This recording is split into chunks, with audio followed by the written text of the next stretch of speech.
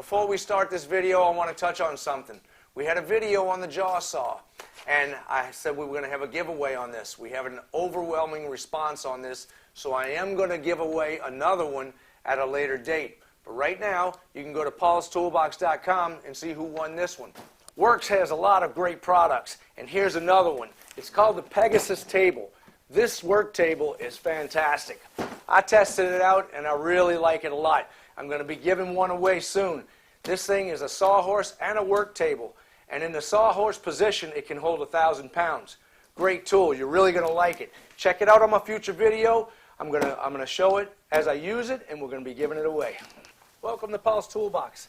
In my previous video, I covered building this, and the link is in the description box, so if you want to go back to that one, you can go back to it.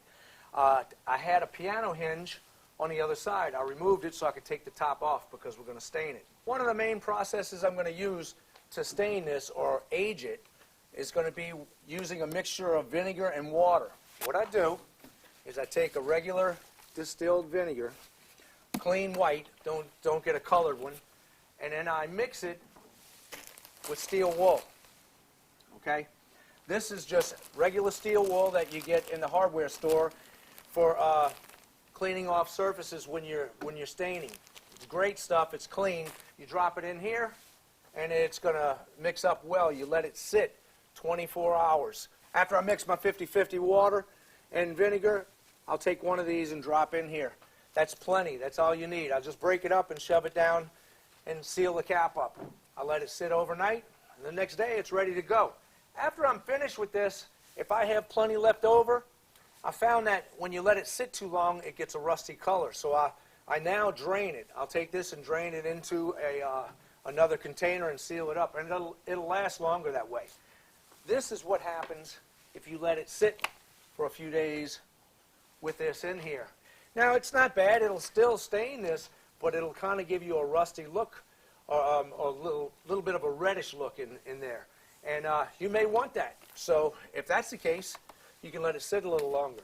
If not, this is going to make it just a little darker gray, which that's the color I'm looking for. We'll take our vinegar and water, and of course steel wool, pour it into here. And it goes a long way. It's like putting water on there. You wet it down, it goes a long way. So you can use a dish rag, anything you want with this. I'm just going to use a shop towel, and I'll soak it up. See how fast and easy it goes on here.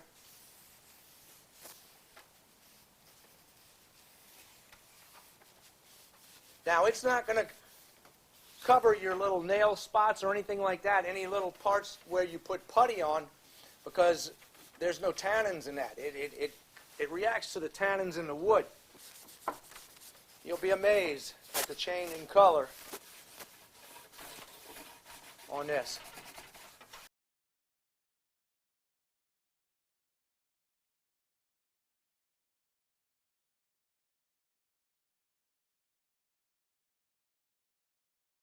You see this?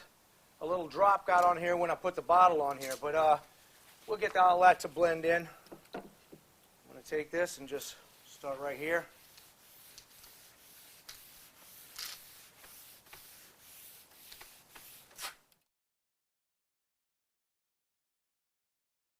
This is starting to dry, and you can see it's getting gray.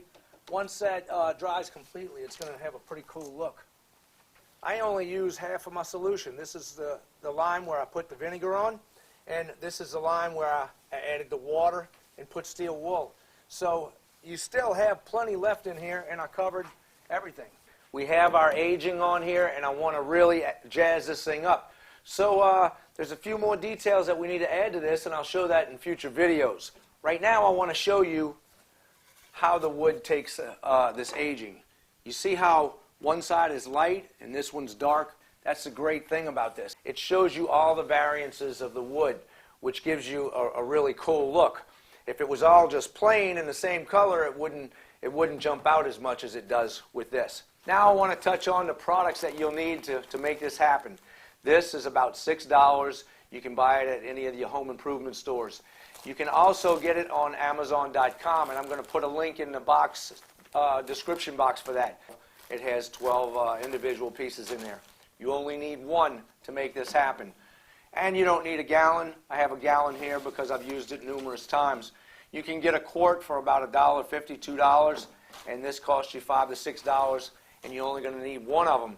And if you made a whole quart of this with a quart of water, you'd have more than you need for a lot of different projects. So just make a little bit at a time.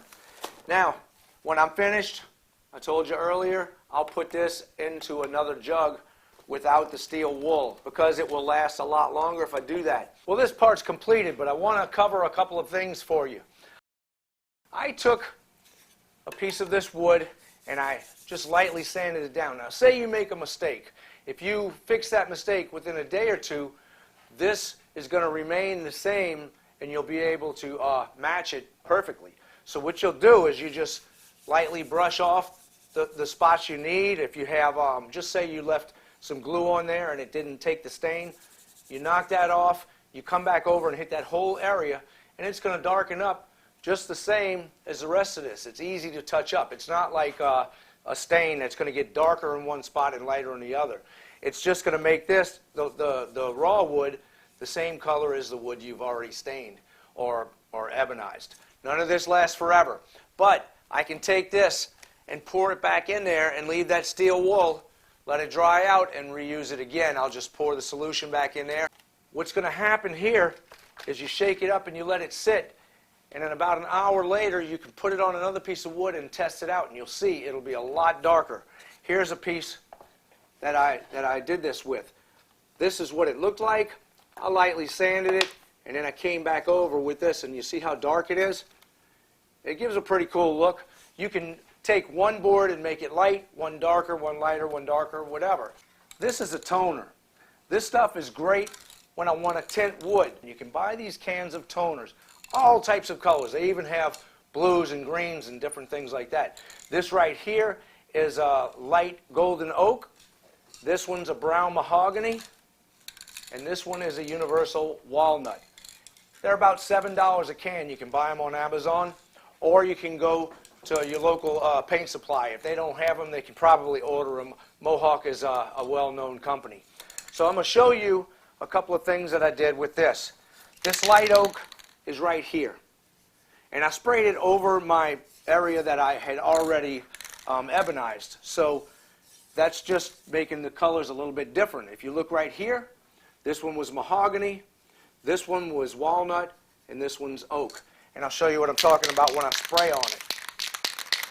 I take this oak and I spray right here so you can darken it up.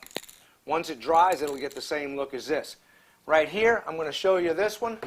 This is a mahogany. And I like this one. You can get that reddish look.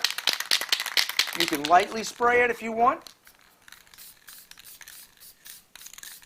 and leave a variance of colors in there, or you can just hit it hard and make it a reddish mahogany. If you want to keep this looking exactly like this, but you want it to be protected, you're going to put a pre-catalyzed lacquer on it, a matte finish. That's going to give the dull finish like this, a satin finish, and it's going to protect it from water or anything else. This is cedar, so you don't really have to worry, but it also protects it from getting rings and things if you set something on top of here. Now, you can use a urethane, but if you put a urethane on here, this is going to darken up. Any type of polyurethane or clear coat is going to darken it up, whether it's a water base or an oil base. Well, that's it for now. Check out paulstoolbox.com for all my archive videos and check out the winners of my products. So I will see you on the next project. Don't forget to subscribe. Hit like for me if you found this useful. And if you have any comments, drop them down below.